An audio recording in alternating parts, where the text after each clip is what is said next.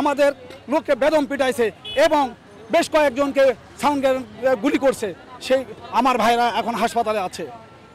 আমার আমার অনেক ভাইকে তারা গ্রেপ্তার করে নিয়ে গেছে। কেন? ওনারা কি ভিডিও ফুটেজ দেখাতে পারবে যে আমার ভাই কোনো বিডিআর কোনো লোক ওনাদের কোনো অপমান করছে, ওনার গায়ে হাত দিছে, কেন ওনাদেরকে ধরে নিয়ে গেল? আমরা শান্তিপূর্ণ আলোচনা করতেছি, আমরা প্রধান উপদেষ্টার সঙ্গে সাক্ষাৎ করবো, এটা কি আমাদের অপরাধ? আমরা কি এদেশের জনগণ নয়? এদেশের নয়? আমরা কি সীমান্ত রক্ষা করি নাই? আমরা কি অপরাধ করেছি?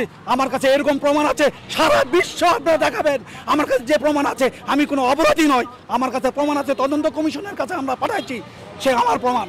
সরকার কেন দিচ্ছে না? তার বায়না করতেছে কমিশন, তো এটা কমিশন অদৃশ্য একটা শক্তি, অদৃশ্য একটা শক্তি আছে, এটা তো আমরা বলতে পারবো না। কমিশনকে হাত পা বেঁধে রাখছে। তাহলে 18,592 জন যে আমরা বিচার হয়ে গেছে, আমরা যে সাজা কাটে আসছি, তাহলে কার বিচার করবে তদন্ত কমিশন? কিসের বিচার করবে? এটা বাংলাদেশের জনগণ জানতে চাই। আপনাদের মারবো, আমরা জানতে চাই। আপনার সত্যি কথাটা তুলে ধরেন। আমি তো বললাম, আমি বুকে হাত দিয়ে বলি আমি নিরপরাধ।